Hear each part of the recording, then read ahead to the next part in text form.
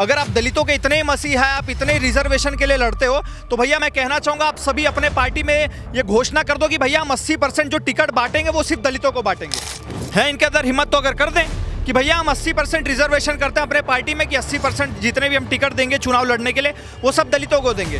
नहीं करते सर। और ये जो कांग्रेस पार्टी है ना, सबसे बड़ी दलितों की दुश्मन तो यही है। ये नीले कबूतर जो है ना, उनको छोड़ के बाकी सबको अब समझ में आने लगा है कि ये जितने भी पार्टियां वो सिर्फ वोट लेने के लिए दलित दलित करते हैं, लेकिन जब दलितों की बात आती है तो ये सारे पीछे हट जाते हैं। जज साहब यही कहते थे खड़े होकर कि जो नुपुर शर्मा ने बयान दिया है उसकी वजह से देश जल रहा है। सुप्रीम कोर्ट के सीजीआई भी बोलते थे।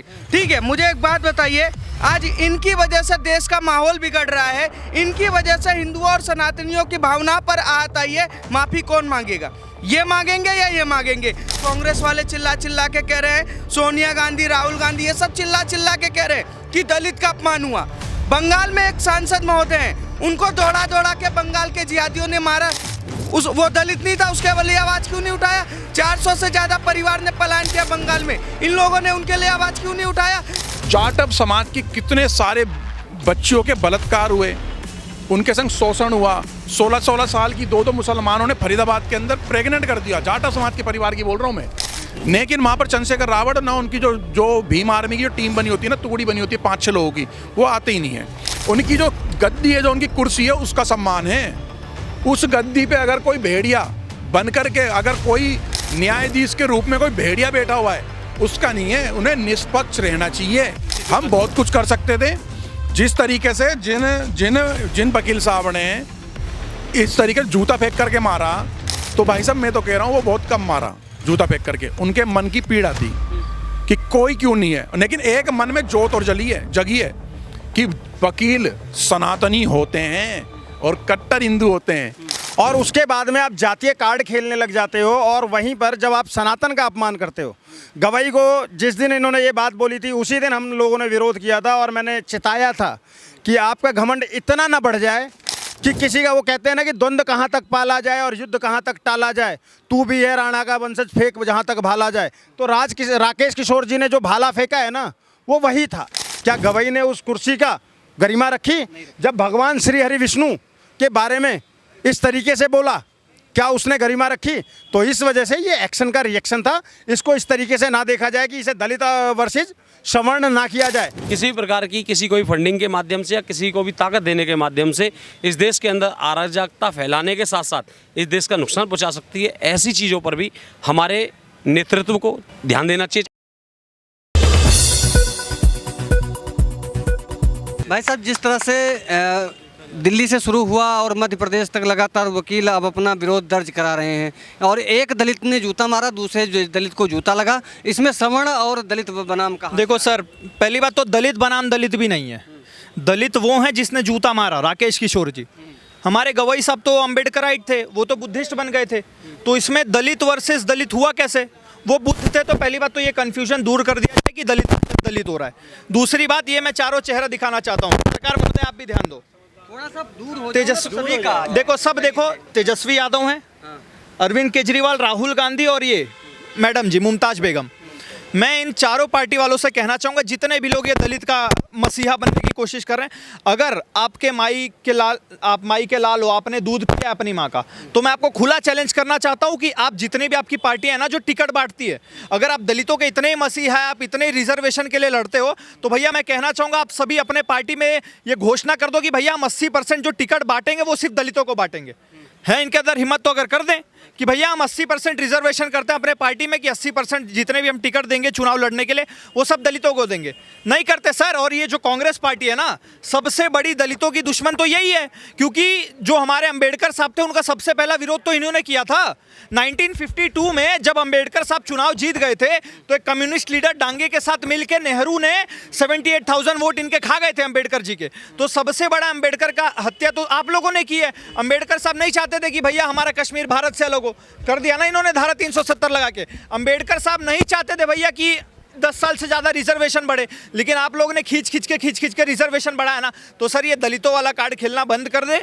क्योंकि अब ये कार्ड चलने वाला नहीं है। अब दलित को भी धीरे धीरे समझ में आने लगा, कुछ ये नीले कबूतर जो है ना, उनको छोड़ के बाकी सबको अब समझ में आने लगा कि ये जितने भी पार्टी हैं वो सिर्फ वोट लेने के लिए दलित दलित करते हैं, लेकिन जब दलितों की बात आती है तो ये सारे पीछे हट जाते हैं।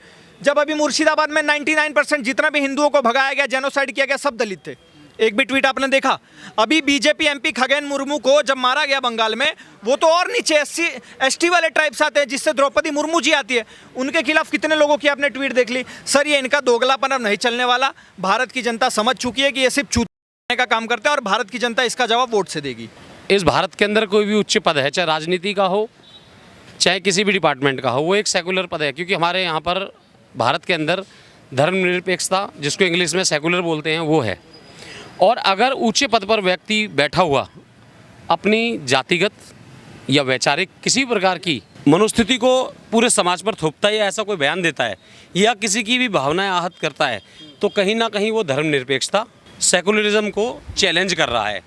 और अपना कोई भी, किसी का भी व्यक्तिगत कोई भी विषय हो सकता है, लेकिन जब एक पद पर बैठा व्यक्ति हो, एक सम्मानित व्यक्ति हो और जो राष्ट्र का नेतृत्व करता हो, अगर ऐसा व्यक्ति ऐसी बातें करता है तो कहीं ना कहीं राष्ट्र के अंदर उन लोगों का मन आहत होता है जो उन विचारधाराओं को, उन मान्यताओं को, उन आराध्यों को मानता है। तो ऐसे विषयों पर भारत की सरकार को और माननीय राष्ट्रपति जी को, माननीय उपराष्ट्रपति जी को, सभापति जी को ऐसे विषयों पर सख्ती से काम करना चाहिए, ताकि देश का माहौल ख़राब ना हो।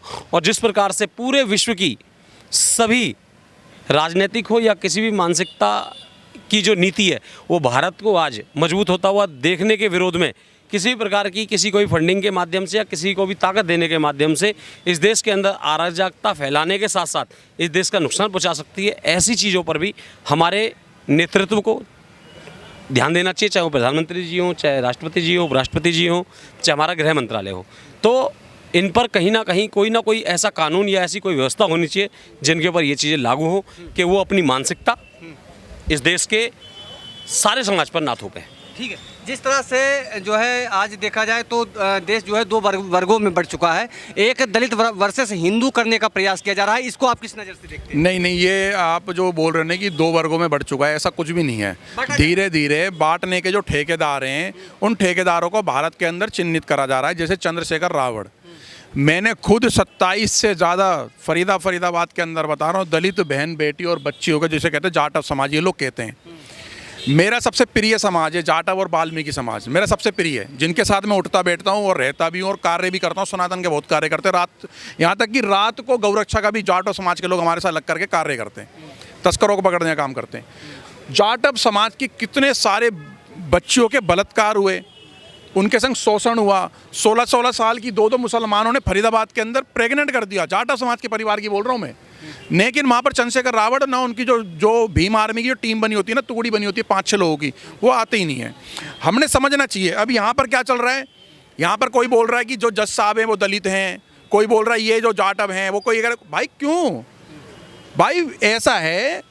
आप अभी मेरे बड़े भाई आज़ाद विनोद भाई ने एक बात बोली थी यहीं पर ही पीछे ही, कि उनकी जो गद्दी है, जो उनकी कुर्सी है, उसका सम्मान है। उस गद्दी पे अगर कोई भेड़िया बन करके, अगर कोई न्यायाधीश के रूप में कोई भेड़िया बैठा हुआ है, उसका नहीं है। उन्हें निष्पक्ष रहना चाहिए। इस भारत देश के जितने भी जातियाँ हैं, जितने भी धर्म हैं, सबके लिए निष्पक्ष रहना चाहिए। और उन्होंने जिस तरीके की टिप्पणी करी, उससे भी ज़्यादा प्रचंड समाज के, हिंदू समाज को निकल करके उसका जवाब देना था, लेकिन हिंदू समाज ने उनका सम्मान कर लिया, जिन्होंने उनका विरोध ही नहीं करा अच्छे से। नहीं तो भाई साहब हम बहुत कुछ कर सकते थे। जिस तरीके से जिन वकील साहब ने इस तरीके से जूता फेंक करके मारा, तो भाई साहब मैं तो कह रहा हूँ वो बहुत कम मारा जूता फेंक करके। उनके मन की पीड़ा थी कि कोई क्यों नहीं है, लेकिन एक मन में जोत और जगी है कि वकील सनातनी होते हैं और कट्टर हिंदू होते हैं।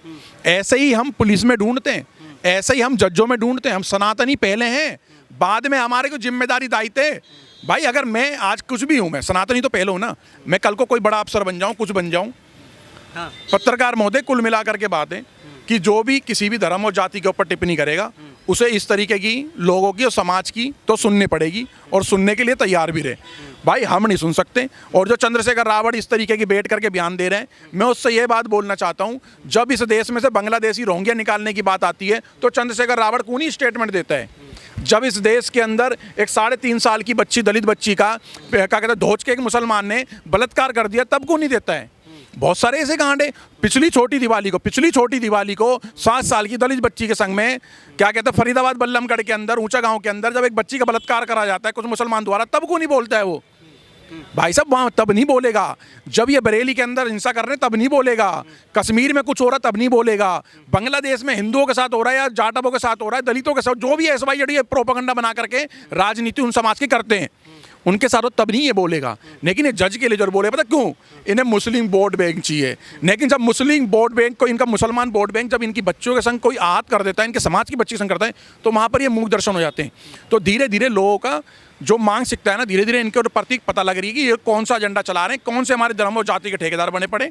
और ये ऐसे ठेकेदार सब जातियों में पाए जाते हैं, केवल इन्हीं जातियों में। क्या कारण है कि आज के समय में जो सुप्रीम कोर्ट का सबसे ज़्यादा सम्मान था इस देश के अंदर, आज उसी सुप्रीम कोर्ट को सोशल मीडिया पे सुप्रीम कोर्ट। देखिए, सुप्रीम कोर्ट सबसे बड़ा न्याय का मंदिर है, और उस न्याय के मंदिर में जब परिवारवाद के नाम पर किसी को थोपा जाता है, जिसके परिवार से विधानसभा का अध्यक्ष रहा हो, विधायक रहा हो, उसके बाद राज्यपाल रहा हो, उसके तहत उस तरीके से एक सुप्रीम कोर्ट के न्यायालय में बैठकर वो जब भारत के न्यायालय से किसी आस्था को गाली देता है और किसी के आस्था को ठेस पहुंचाता है, तो उसके बाद कार्रवाई नहीं की जाती। जब हिंदू कहता है कि इस पर कार्रवाई की जाए, माफ़ी मांगी जाए, तो वो माफ़ी भी नहीं मांगते। दूसरा एक बात बताइए, यही जज कहते थे ना, जज साहब की फ़ोटो होगी, जज साहब यही कहते थे खड़े होकर कि जो नुपुर शर्मा ने बयान दिया है उसकी वजह से देश जल रहा है। सुप्रीम कोर्ट के CGI भी बोलते थे। ठीक है, मुझे एक बात बताइए, आज इनकी वजह से देश का माहौल बिगड़ रहा है, इनकी वजह से हिंदुओं और सनातनियों की भावना पर आहत आई है, माफ़ी कौन मांगेगा? ये मांगेंगे या ये मांगेंगे? जब CGI ऐसी गलती करता है तो हम किससे और किसी से उम्मीद कैसे कर सकते हैं? भारत का CGI कहीं ना कहीं जिस तरीके से पैसे के दम पर और अपने घमंड के दम पर इस तरीके की राजनीति कर रहा है, जो कि भारत के लिए, आगे के फ्यूचर के लिए पूरे तरीके से खराब है। आप बताइए, ये कांग्रेस वाले चिल्ला चिल्ला के कह रहे हैं, सोनिया गांधी, राहुल गांधी, ये सब चिल्ला चिल्ला के कह रहे हैं कि दलित का अपमान हुआ। बंगाल में एक सांसद महोदय हैं, उनको दौड़ा दौड़ा के बंगाल के जिहादियों ने मारा। वो दलित नहीं था, उसके लिए आवाज़ क्यों नहीं उठाया? 400 से ज़्यादा परिवार ने पलायन किया बंगाल में, इन लोगों ने उनके लिए आवाज़ क्यों नहीं उठाया? जब दलित बच्ची का लव जिहाद कराता जंगूर बाबा जैसा लोग, तब ये लोग रेट पर क्यों नहीं सवाल उठाते? ये सिर्फ कॉन्सेप्ट देते हैं कि ये है भैया, हमारी राजनीति कैसे चलेगी। आज दलित का ऐसा राजनीति खेल खेल रहे हैं राहुल गांधी और इंडिया गठबंधन वाले कि दलित की भी कैटेगरी थामी हुई। मैं आपको बता दूं, दलित का मतलब होता है सनातनी, बौद्धिस्ट दलित नहीं होता। अगर इन्होंने बौद्ध धर्म अपना लिया है तो ये दलित कैसे हुए? और जब ये कि सनातनी, कट्टर सनातनी होते हुए ये अपने भगवान के लिए लड़ रहे हैं, अपने धर्म के लिए बात कर रहे हैं, तो हम तो इनको मानेंगे। और ये दलित कैसे हुए? हम राहुल गांधी, सोनिया गांधी और सभी इंडिया गठबंधन वालों से सवाल पूछना चाहते हैं कि वो लोग किस तरीके का एजेंडा चला रहे हैं कि इस देश में हिंदू वर्सेस दलित खेल कार्ड का खेल क्यों खेला जा रहा है। जिस तरह से देखा जाए तो मध्य प्रदेश से लेकर दिल्ली से शुरुआत हुआ, आज मध्य प्रदेश के वकील सड़कों पर हैं। क्या कारण है कि दिनों दिन जो है कोर्ट की जो है अस्मिता, उसका गौरव जो है छिन्न भिन्न हो रहा है? देखिए, बिल्कुल छिन्न भिन्न होगा ही अगर आप एक उच्च पद पर आसीन होते हो और उसके बाद में आप जातीय कार्ड खेलने लग जाते हो, और वहीं पर जब आप सनातन का अपमान करते हो। गवाई को जिस दिन इन्होंने ये बात बोली थी उसी दिन हम लोगों ने विरोध किया था, और मैंने चिताया था कि आपका घमंड इतना ना बढ़ जाए कि किसी का, वो कहते हैं ना कि द्वंद्व कहाँ तक पाला जाए और युद्ध कहाँ तक टाला जाए, तू भी है राणा का वंशज, फेंक जहाँ तक भाला जाए। तो राकेश किशोर जी ने जो भाला फेंका है ना, वो वही था। वो सोचिए, कोई भी इस मुद्दे पर बात नहीं कर रहा है कि एक सुप्रीम कोर्ट का वकील जिसने पढ़ाई करी है कानून की, जिसके पास गवाही से ज़्यादा डिग्रियां हैं, सुप्रीम कोर्ट के जज से ज़्यादा डिग्रियां हैं, MSc है, LLM है, B.Ed है, LLB है, इतनी डिग्रियां होने के बाद PhD है, वो वकील इतने सालों की प्रैक्टिस के बाद जिस सुप्रीम कोर्ट को वो अपना मंदिर समझते थे, जाते थे वहाँ पर अपना काम करते थे और जिसको हमेशा शीश नवाते थे, उसी सुप्रीम कोर्ट के कुर्सी पर उच्च पद पर आसीन व्यक्ति के ऊपर उन्होंने किस उससे जूता मारा होगा। सोचिए क्या वेदना रही होगी उस व्यक्ति की, उस पर क्यों नहीं बात करते। दूसरी बात, मैं बार बार एक बात कहता हूँ, कुर्सी का सम्मान है, बिल्कुल होना चाहिए। सुप्रीम कोर्ट की कुर्सी का हो या प्रधानमंत्री की कुर्सी का हो, राष्ट्रपति की कुर्सी का हो, इसका सम्मान है। लेकिन ये सम्मान सिर्फ हमारी जिम्मेदारी नहीं है। हम सम्मान करेंगे तो ये सम्मान बचाने की जिम्मेदारी हर उस व्यक्ति की भी है जो उस कुर्सी पर आसीन होता है। क्या गवई ने उस कुर्सी का गरिमा रखी? जब भगवान श्री हरि विष्णु के बारे में इस तरीके से बोला, क्या उसने गरिमा रखी? तो इस वजह से ये एक्शन का रिएक्शन था। इसको इस तरीके से ना देखा जाए कि इसे दलित वर्सेस सवर्ण ना किया जाए। सवर्णों का तो इस देश के अंदर में कांग्रेस सबसे ज्यादा मुखर है, आम आदमी पार्टी सबसे ज्यादा मुखर है। 100 से ज्यादा लोगों के ऊपर FIR दर्ज हो गए हैं जो है पंजाब के अंदर। सर मैं फिर से बोल रहा हूँ, हम पे भी कर दो FIR। हम राकेश किशोर के साथ खड़े हैं। FIR से कौन डरता है? आज इस देश के अंदर में फ्रीडम ऑफ स्पीच को दबाया जा रहा है। एक अनिल मिश्रा जी हैं इंदौर में, जब वो कोर्ट के अंदर में कुछ बोलते हैं तो उनको आम आदमी पार्टी के गुंडे कहते हैं कि जूतों की माला पहनाएंगे। तब सवर्णों का अपमान नहीं होता है? मुझे बताइए, जब एक ब्राह्मण को ये बोला जाता है कि जूतों की माला पहनाई जाएगी, तब अपमान नहीं हो रहा है क्या? आप दलित वर्सेस सवर्ण करते हो और हिंदुओं को बांटने का काम करते हो। मैं तमाम बार अपनी बातों में बोल चुका हूँ कि 36 बिरादरी एक है। 36 मेरे बड़े भाइयों ने भी एक बात बोली, वाल्मीकि भी हमारे अपने हैं, जाटव भी हमारे अपने हैं, अहिर भी हमारे अपने हैं, कुम्हार भी हमारे अपने हैं, कहार भी हमारे अपने, ब्राह्मण भी अपने, यादव भी अपने, जाट गुजर सब अपने हैं। हम 36 बिरादरी एक हैं। लेकिन ये दोगले लोग, ये कांग्रेसी लोग, वो कहाँ है? ये लोग क्या करते हैं? रोहिंग्याओं को, बांग्लादेशियों को अपना बाप बनाए बैठे हैं और देश के अंदर हिंदुओं को तोड़ने का कृत्य कर रहे हैं। ये देश अब नहीं बर्दाश्त करेगा। कब तक चलता रहेगा ये देश के अंदर में? नहीं भाई, हम 36 के 36 एक हैं। और मैं 110 करोड़ सनातनियों से ये मांग करता हूं कि आज तो खड़े हो जाओ। हाँ, ये देखिए, ये रोहिंग्या इनके अपने हैं। कभी आपने कांग्रेस को देखा किसी सनातनी के लिए आवाज़ उठाते हुए?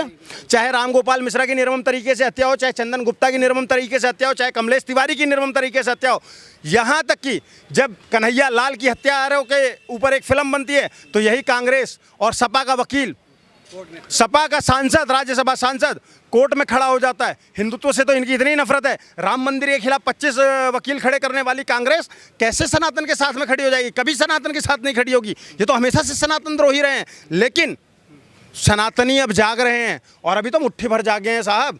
जिस दिन 110 करोड़ सनातनी सच में जाग गया, उसके बाद मैं देखता हूँ किसकी कितनी औकात हो जाती है कि मेरे सनातन का अपमान कर दे। कभी तुम मेरे राम पे प्रश्न करोगे, कभी माता काली की गलत तस्वीर बनाओगे, कभी माता सीता की गलत तस्वीर बनाओगे, और हर बार बर्दाश्त होता रहेगा।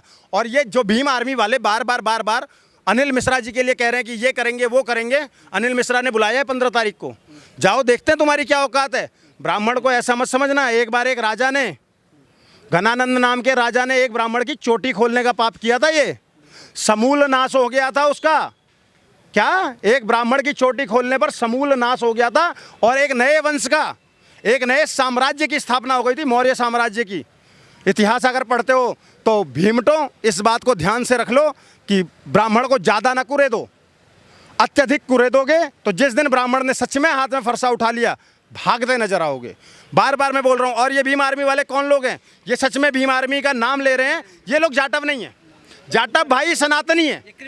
मैं बता रहा हूँ, ये क्रिप्टो हैं। ये लोग बौद्ध धर्म अपना चुके हैं। विशेष बात यहाँ पर जानने की है, आप कह रहे हो कि दलित का अपमान हुआ। राकेश किशोर चीख चीख कर कह रहे हैं कि मैं भी दलित हूँ। तो दलित ने दलित का अपमान किया तो इसमें सवर्ण बनाम दलित कहाँ से आ गया? पहली बात। दूसरी बात, जब आपने बौद्ध धर्म अपना लिया, आपके बाप ने बौद्ध धर्म अपना लिया, तो आप हिंदू रहे ही नहीं, तो आप दलित कैसे हो गए? कैसे रहोगे? तो जब आप दलित हो ही नहीं, तो ये दलित वर्सेस सवर्ण का कार्ड खेला क्यों जा रहा है मेरे देश के अंदर में? ये सिर्फ और सिर्फ पोलराइज करने की कोशिश हो रही है, तोड़ने की कोशिश हो रही है। इसके अलावा और कुछ नहीं है। इसीलिए मैं बार बार कहता हूँ, और मैं तो बहुत छोटा सा एक कहना कि सेतु बनाने में गिलहरी जितना मात्र भी योगदान कर दूँ तो अपने आप को वो मानूंगा। लेकिन इतने बड़े बड़े सनातनी, इतने बड़े बड़े चेहरे हमारे देश के सबसे बड़े सूबे के मुख्यमंत्री तक ये कह चुके हैं कि बटोगे तो कटोगे, एक रहोगे तो सेफ रहोगे। हमारे स्वामी दीपांकर भिक्षा मांग रहे हैं कि मैं सिर्फ हिंदू रहूँगा। वो किसी से पैसा नहीं मांग रहे, अनाज नहीं मांग रहे। क्या मांग रहे हैं? कि हम बटेंगे नहीं, हम सिर्फ हिंदू होंगे, सनातनी होंगे। 27 साल के का युवा आज बाबा है, वो सब सम्मान करते हैं। धीरेन्द्र कृष्ण शास्त्री जी वो एक ही बात कह रहे हैं कि बटो मत, हिंदू हो जाओ। तो मैं 110 करोड़ भारतीयों से ये बात कहता हूँ कि आज तुम्हारी जात बिरादरी मत देखो, ब्राह्मण ठाकुर बनिया क्षत्रिय नाई जाटव वाल्मीकि मत देखो। सब एक सुर में एक साथ 36 बिरादरी होकर अनिल मिश्रा जैसे अनिल मिश्रा जैसे सनातनी वकीलों का, राकेश किशोर जैसे सनातनी वकीलों का समर्थन करो, अश्वनी उपाध्याय जैसे सनातनी वकीलों का समर्थन करो, यही तुम्हारे लिए खड़े होंगे। आज एक 72 साल का युवा, मैं बहुत विशेष बात बोलने जा रहा हूँ, एक 72 साल का युवा, क्यों बोल रहा हूँ युवा, क्योंकि उसने युवा की तरह खड़ा हुआ। वो सुभद्रा कुमारी चौहान जी की लाइनें थी कि बूढ़े भारत में भी आई फिर से नई जवानी थी, गुमी हुई आज़ादी की कीमत सबने पहचानी थी और दूर फिरंगी को करने की सबने मन में ठानी थी, चमक उठी सन 57 में वह तलवार पुरानी थी। समझ गए? तो उस बूढ़े व्यक्ति ने आज फिर से इस भारत को जगाने का काम किया है। 72 साल का युवा बोल रहा हूँ उसको मैं बार बार। तो इस बात का ध्यान रखना कि अगर एक अपने भगवान विष्णु के अपमान के लिए 72 वर्ष के हमारे बुजुर्ग खड़े हो सकते हैं, तो आपको भी खड़ा होना है। इसका मतलब हिंसा करना नहीं है, लेकिन कोई भी मेरे धर्म का अपमान करेगा तो हम उसको जवाब जरूर देंगे और सलीके से देंगे। और जिस कुर्सी पर आप बैठे हो, इसकी गरिमा बनाने की जिम्मेदारी आपकी भी, अगर मैं सम्मान कर रहा हूँ तो।